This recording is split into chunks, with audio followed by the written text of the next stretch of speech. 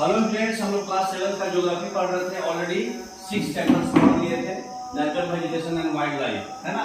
अब हमारा 7th chapter है ह्यूमन बीइंग का सेटलमेंट, ट्रांसपोर्ट एंड कम्युनिकेशन। काफी इंपॉर्टेंट टॉपिक है आपके कोई भी कॉम्पिटिटिव एग्जाम के लिए, है ना। ट्रांसपोर्ट से, सेटलमेंट से और कम्युनिकेशन से बहुत ही ज्यादा क्वेश्चन आता है, ठीक है। इस चैप्टर में हम लोग क्या करेंगे, सेटलमेंट पढ़ेंगे, उसके बाद ट्रांसपोर्ट पढ़ेंगे, डिफरेंट मोड्स ऑफ ट्रांसपोर्ट पढ़ेंगे, रोडवे, रेलवे, वाटरवे, है ना। उसके बाद कम्युनिकेशन पढ़ेंगे, उसके बाद डू यू नो कंसेप्ट पढ़ लेंगे और उसके बाद एनसीईआरटी का सॉल्यूशन पढ़ेंगे।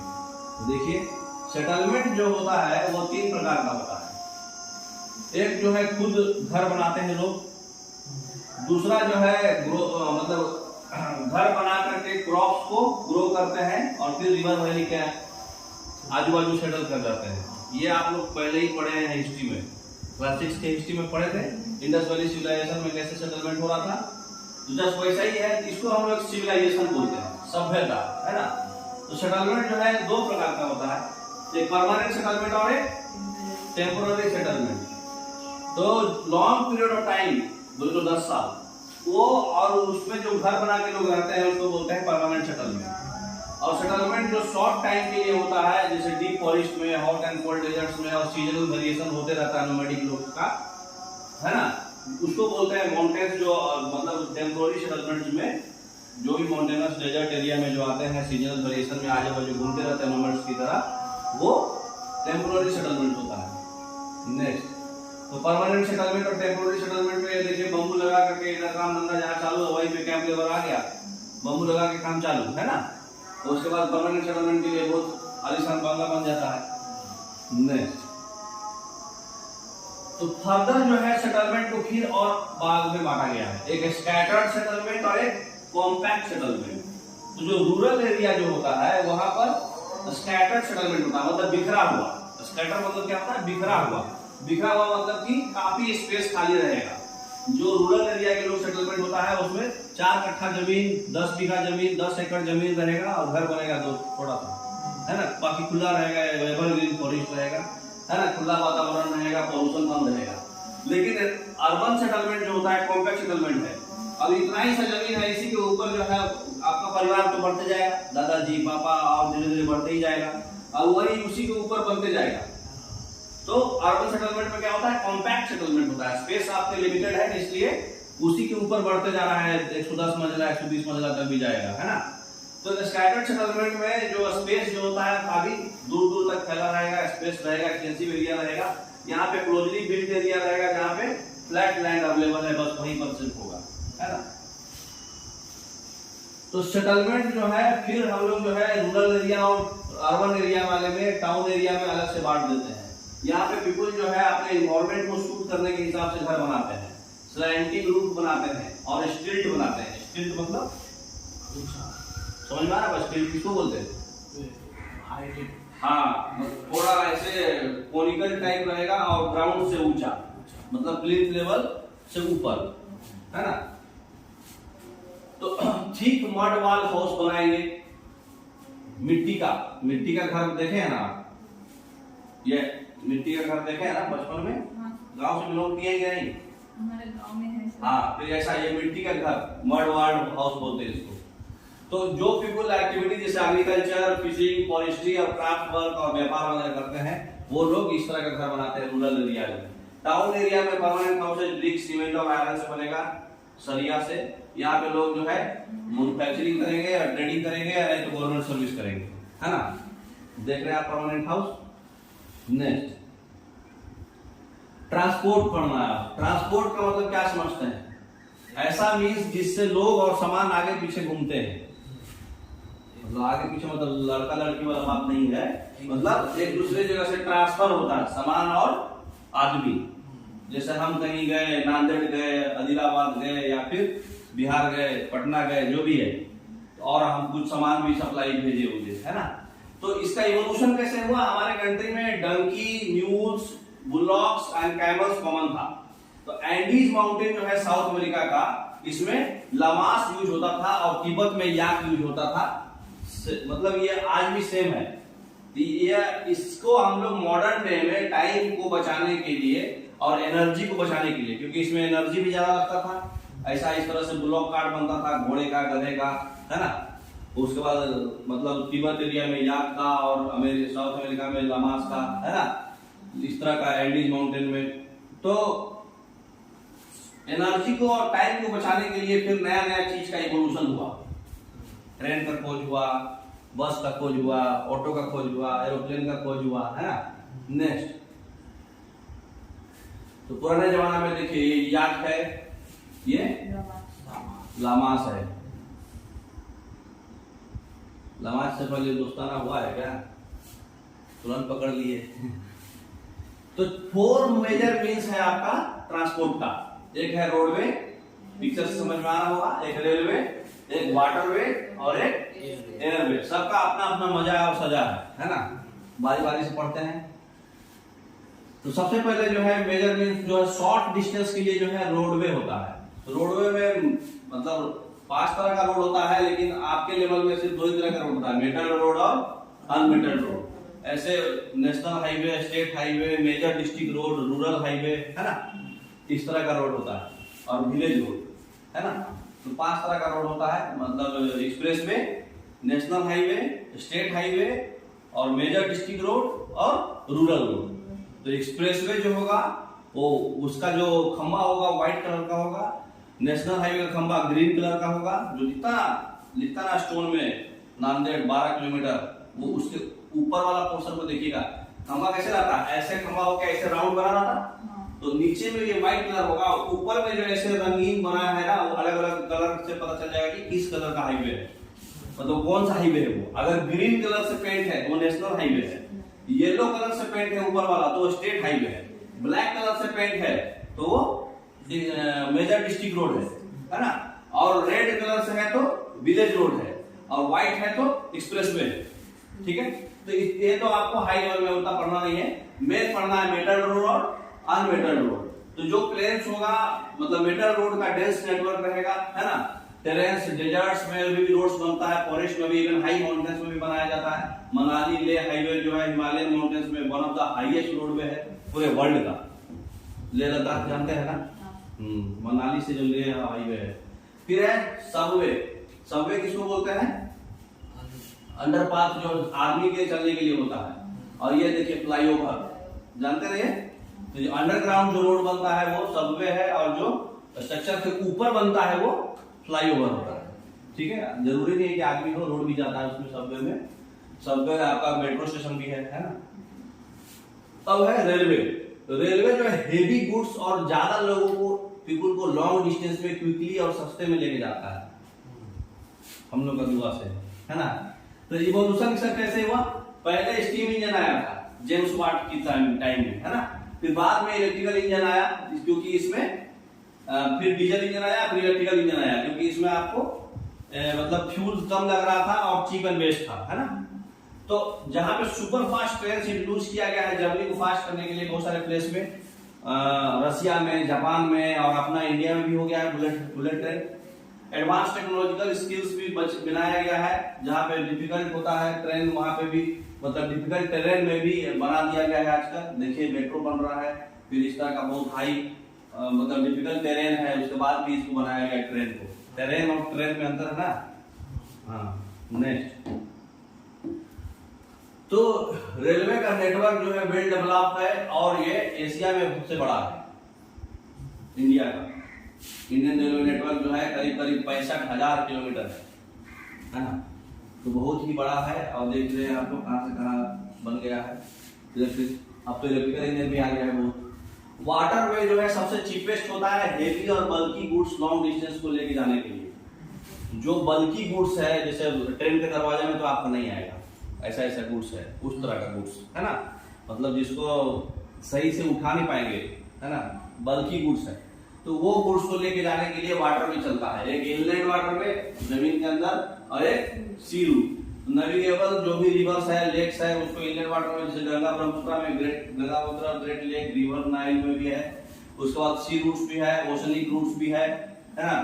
जो भी मर्चेंट है मर्चेंडाइज और गुड्स जो है एक कंट्री से दूसरे कंट्री जब जाएंगे तो सिंगापुर, मुंबई, न्यूयॉर्क, दरबान सबसे अमीर कंट्री है सिंगापुर। क्यों?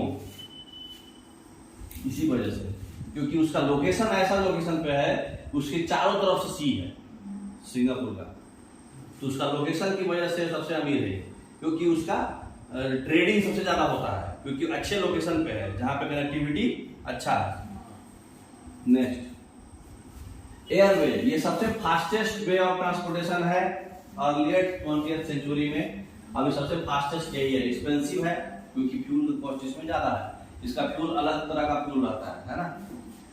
तो ये बैड वेदर, फॉग, स्टॉर्म में आपका ट्रैफिक इसमें डिस्टर्ब होता है, मानसून पे और वेदर पे डिपेंड करता है ना। तो एयरवे जो है आपको रिमोट और डिस्टेंट एरिया में जाने के लिए हेल्पफुल होता है, इनएक्सेसिबल एरिया में भी हेल्पफुल होता है, जहां पे नॉर्मल गाड़ी नहीं चलेगा वो हवा में जा सकते हैं आप। उसके बाद जो है नेचुरल कैलामिटी जब आता है, जहाँ पे पीपल को रेस्क्यू करना पड़ता है या फिर फूड, वाटर, क्लॉथ, मेडिसिन देना पड़ता है, बाढ़ आ गया, सुखाड़ आ गया या फिर कोई मतलब अर्थक्वेक वगैरह आ गया, तो वहां पे तो आप पहुंच नहीं पाएंगे। ट्रेन भी डिस्टर्ब हो गया, रोड भी डिस्टर्ब हो गया, टेलीफोन भी सब डिस्टर्ब हो गया, तो हेलीकॉप्टर चाहे एरोप्लेन से वहां आदमी जाता है और उसको ऊपर से ही गिरा देता है, फूड, क्लॉथ जो भी है। तो कुछ important airport Delhi, Mumbai, New York, London, Paris, Frankfurt और कायरो, ये पेरिस में है, मतलब फ्रांस में। तो ये एयरपोर्ट बताइए कहाँ का एयरपोर्ट है? ये दिल्ली का। कभी चढ़े हैं? नहीं, एयरप्लेन पे। अच्छा, अब है कम्युनिकेशन। कम्युनिकेशन जो होता है, देखिए कम्युनिकेशन खराब हो गया। अब है हमारा कम्युनिकेशन। कम्युनिकेशन बोले तो कुछ हम मैसेज जो कन्वे करते हैं दूसरे को, एक मैसेज को बोलते हैं कम्युनिकेशन, चाहे वो फोन से, मेल से, लेटर से, है ना। तो टेक्नोलॉजी जो है अभी न्यू हो गया है, फास्ट मोड ऑफ कम्युनिकेशन हो गया है ना। तो न्यू और फास्ट मोड ऑफ कम्युनिकेशन बहुत सारा हो गया है, post card, Telegram, mobile, email, है ना। अब धीरे धीरे सब पढ़ते जाएंगे। नेक्स्ट, तो एडवांसमेंट बहुत ही ज्यादा कम्युनिकेशन में हुआ है, इंफॉर्मेशन रिवॉल्यूशन आया है, काफी मास मीडिया, मतलब मीडिया में मास, है ना, मास मीडिया। तो जो सैटेलाइट्स और इंटरनेट का मेन रोल होता है कम्युनिकेशन में, ठीक है, अभी नए एडवांसमेंट में। तो सैटेलाइट जो है हेल्प करा है ऑयल एक्सप्लोरेशन में, सर्वे, फॉरेस्ट सर्वे में, अंडरग्राउंड वाटर में, मिनरल वेल्थ में, और वेदर फोरकास्टिंग में, और डिजास्टर वार्निंग में। सैटेलाइट से आप जो है जहां जहां डिग करके पेट्रोलियम एक्सप्लोरेशन कर रहे हैं ना, एक्सप्लोर कर रहे है ना। उसके बाद जो है फॉरेस्ट सर्वे भी कर ले रहे हैं डायरेक्ट सैटेलाइट से आप, है ना। फिर अंडरग्राउंड वाटर में मिनरल्स आ रहा है, मिनरल्स का संपत्ति कितना है, वेदर फोरकास्टिंग कर ले रहे, डिजास्टर पता कर ले रहे, पहले से ही प्रिडिक्ट कर ले रहे, है ना। तो सैटेलाइट से हमारा काफी कुछ फायदा हो रहा है। इलेक्ट्रॉनिक में ईमेल जो है इंटरनेट के थ्रू, वायरलेस टेलीफोनिक कम्युनिकेशन जो है सेलफोन और वायर से, पहले वायर केबल था, अब जो है वायरलेस चल रहा है मोबाइल से, है ना। तो वर्ल्ड वाइड जो है इंफॉर्मेशन और इंटरेक्शन हो जा रहा है। आप विदेश से भी बात कर सकते हैं, व्हाट्सएप से, फेसबुक से, टेलीग्राम से। तो ये सब आपका मास मीडिया हुआ है। अब ऐसा डू नो फैक्ट देख लेते हैं, ऐसा प्लेस जहां पे बिल्डिंग और सेटलमेंट डेवलप हुआ है उसको क्या बोलते हैं? उसका साइट, है ना। जो नेचुरल कंडीशन जो हम कोई भी आइडियल साइट के सिलेक्शन के लिए देखते हैं, उसमें क्या क्या देखते हैं? फेवरेबल क्लाइमेट होना चाहिए। अब जैसे मान लीजिए आप डैम बना रहे हैं, डैम बनाने के लिए वहां पे क्या क्या देखिएगा? वहां सुटेबल लैंड होना चाहिए, सॉइल फर्टाइल होना चाहिए, अवेलेबिलिटी ऑफ वाटर होना चाहिए, फेवरेबल क्लाइमेट होना चाहिए। मतलब ये डैम का नहीं है, बाकी चीजें का, सेटलमेंट का है, बिल्डिंग का है। जिससे डैम में बना रहे तो वहां पे लेबर अवेलेबल है कि नहीं, है ना। जो इक्विपमेंट हम लगा रहे हैं वो आजू बाजू अवेलेबल है कि नहीं, इस तरह का मतलब चीजें हम लोग फैक्टर्स ऑफ प्रोडक्शन भी देखते हैं और ये सब भी देखते हैं, ठीक है। लैंड, लेबर, कॉस्ट जो भी है। तो बहुत सारा नेशनल और स्टेट हाईवे है इंडिया में। लेटेस्ट डेवलपमेंट जो हुआ है, एक्सप्रेसवे आया है ना। गोल्डन क्वाड्रिलेटरल रोड आया है जो दिल्ली से मुंबई और चेन्नई से कोलकाता है। 4 क्वाड्रिलेटरल मतलब क्या होता है? चतुर्भुज। तो दिल्ली से मुंबई, मुंबई से चेन्नई, चेन्नई से कोलकाता, ये गोल्डन क्वाड्रिलेटरल रोड भी बना है आपका expressway. Next, east west corridor और नॉर्थ वेस्ट कॉरिडोर भी आया है, जानते हैं ना उसका नाम? ईस्ट वेस्ट कॉरिडोर मतलब ईस्ट से, सिलचर से पोरबंदर मतलब गुजरात में है ना, और सिलचर आसाम में है, तो वहां से वहां कनेक्ट कर दिया। फिर जम्मू कश्मीर से कन्याकुमारी पूरा ऊपर से नॉर्थ से साउथ है ना, वो कनेक्ट हो गया है? तो ये सब भी कॉरिडोर है। उसके बाद सबसे लॉन्गेस्ट हाईवे कौन है? हाँ, NH-44। उसके पहले कौन था? 7 था, वाराणसी से कन्याकुमारी। NH-44 कहाँ से कहाँ है? श्रीनगर से कन्याकुमारी। और भी ड्यू फैक्ट्स देख लेते हैं। जो जीनिंग से लहासा जो ट्रेन चलती है, ये 4000 मीटर एबव सी लेवल चलती है, और इसका हाईएस्ट पॉइंट 5072 मीटर है। इतने हाइट पे ट्रेन चलती है। कहाँ है? चाइना में। नाम से ही चला, जिंग बिंग है ना।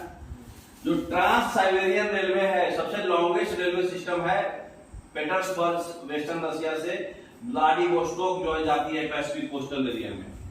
सबसे लंबा और सबसे ऊंचा दोनों याद रखिएगा। जीनिंग से लहासा सबसे लंबा है, 5072 मीटर तक जाती है, और ट्रांस साइबेरियन रेलवे सबसे लॉन्गेस्ट है, वेस्टर्न रशिया से पैसिफिक कोस्ट तक जाती है ना, पेटर्सबर्ग से व्लादिवोस्टोक तक। नेक्स्ट, तो आपका चैप्टर यहाँ पे फिनिश होता है। अब हम लोग कुछ एनसीईआरटी सॉल्यूशन देख लेते हैं। What are the 4 means of transport? Roadway, railway, waterway और एयरवे। अब जो है सेटलमेंट का मतलब क्या समझते हैं? ऐसा प्लेस जहां पे लोग अपना घर बनाते हैं, है ना। तो कौन सा एक्टिविटी जो है रूरल पीपल लोग प्रैक्टिस करते हैं? रूरल पीपल लोग एग्रीकल्चर करते हैं, फॉरेस्ट्री करते हैं, फिशिंग करते हैं, क्राफ्ट वर्क करते हैं और व्यापार करते हैं, सब्जी बना के बेचते हैं। 2 मेरिट्स रेलवे का बताइए।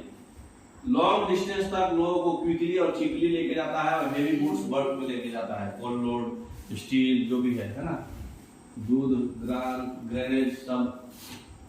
What do you understand by communication? Communication मतलब ऐसा process of conveying message to others, चाहे वो कबूतर से भिजवाइए, चाहे ईमेल से भिजवाइए। What is mass media? Mass media एक मीन्स ऑफ कम्युनिकेशन है जो बहुत ही लार्ज नंबर ऑफ पीपल को न्यूज़पेपर, रेडियो, टेलीविजन एक ही बार में कम्युनिकेट कर देता है ना।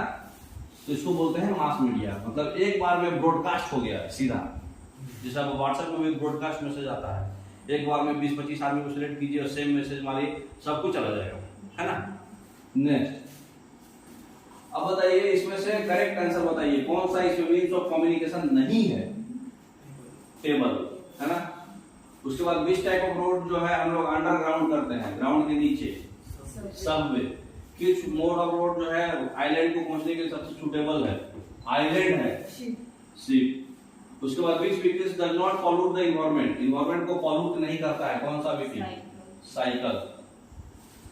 तो मैच द फॉलोइंग करिए। इंटरनेट क्या होगा? A means of communication. Canal route, canal route किस लिए बनाया जाता है? Inline waterway. अर्बन एरिया, पहला वाला। और compact settlement, closely built of houses, है ना। नेक्स्ट, अब रीजंस बताइए। आज का वर्ल्ड जो है श्रिंकिंग हो रहा है, आज का वर्ल्ड जो है एडवांसमेंट जो हो रहा है इंफॉर्मेशन टेक्नोलॉजी में, पूरे वर्ल्ड जो है एक वेब नेटवर्क में ट्रैप हो गया है, जो कि एक ग्लोबल सोसाइटी बना दिया है।